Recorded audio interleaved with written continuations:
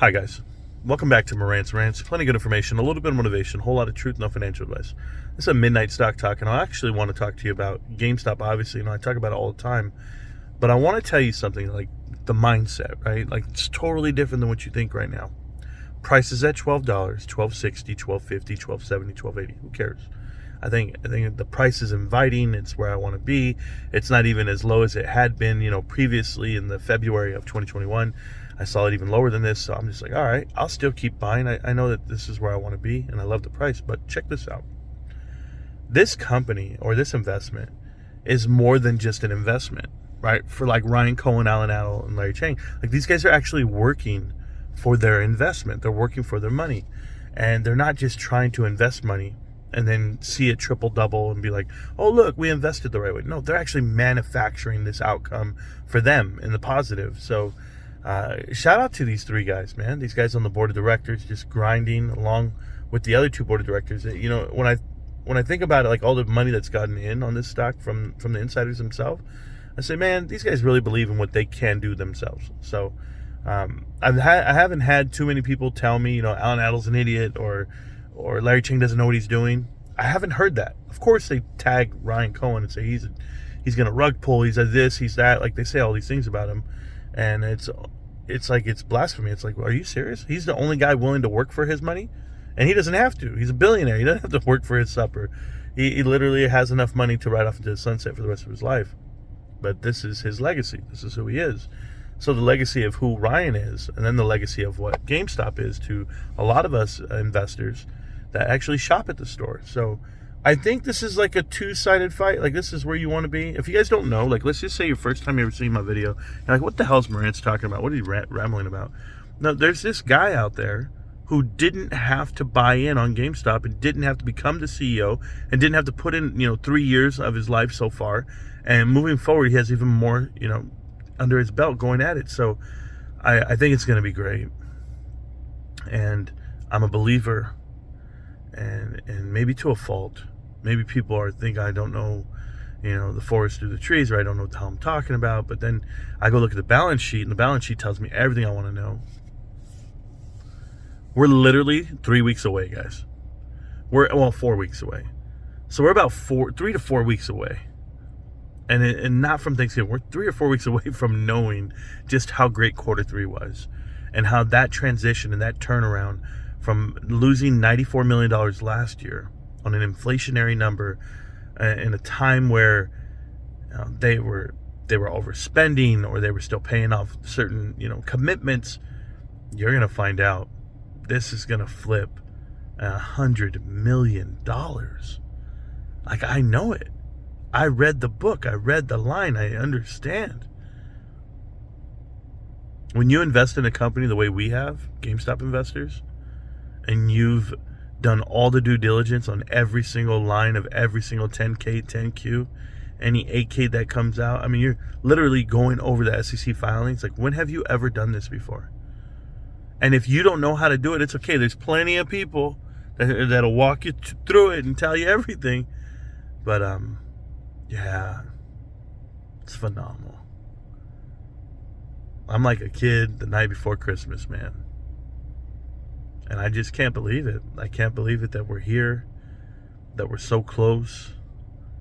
And quarter three is going to come, and it's going to be a great number. I'm telling you because I've already done the math. And it was awesome. It was kind of fitting, hearing the AMC earnings call this week. I knew that there was a bad number. I knew it wasn't a good, $12 million profit. And I was just like, that's not good. Considering record-breaking numbers and everything else, I was like, nah, that's not where you want to be. And I'll give you the example, because when they asked Adam Aaron, they were like, hey, Adam Aaron, what about Taylor Swift? How much money have you guys made off of that? And he goes, we're going to announce that quarter four. But we know it to the number, to the dollar. You know it to the number, to the dollar. So then that would explain why they diluted their float for $350 million more dollars worth of shares. Like, they know they're short 350. That's why they went and got it. So, do I think GameStop's short anything? Nah. I think the marketable securities are making them about $15 million a quarter. They actually have 300, and this time they had 250 before, and that was making them 15, because I believe it's 3% that they were getting back off the 250. I think it was like 1 million for every. It was something like that. I forget, man. But they were getting $15 million. I'm not very good at math, but whatever it is, that's 5%, I believe. So at 250, now they have 300 million. So they're probably going to get 5% again. So you're looking at around, 6 for every 5. 5% for every 3. So yeah, that's what it comes out to, $15 million. Man, I'm just thinking too much in my head right now. Apologize, guys. My point was $15 million on a markup is a phenomenal number. So you take it away from the 94 that was lost, right? And then that puts you at around $80 million. So they need to come up with $80 million. And then you look at how they overspent on inventory previous quarter, and maybe they won't spend it this quarter, but they overspent by $90 million. So maybe you get back another $90 million just based off of inventory. Or were you stacking inventory for, quarter 4? We won't know, but that's $80 million that they can play with on the inventory side. Then when you go over to SG&A, they were down $80 million. So there's another $80 million that you can find and you can flex with. And then you add in the real estate property and everything that happened over there in Europe. So that was already another $20 million. So you're looking at $20 million that they sold off in assets in Europe. Cash, boom, settled, quarter 3. So $20 million. Plus the 15 on marketable securities. It's $35 million. And then the SG&A that's fluctuant from 60 to 80. I'll just go on the low side, 60. So you're looking at $95 million.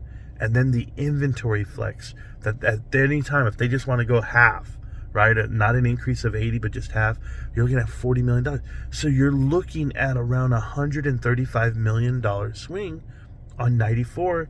That means they're going to be in the $40 million profit range. I mean, they could potentially do that. Maybe I'm crazy. Maybe I don't know what I'm talking about. But no, I know what I'm talking about.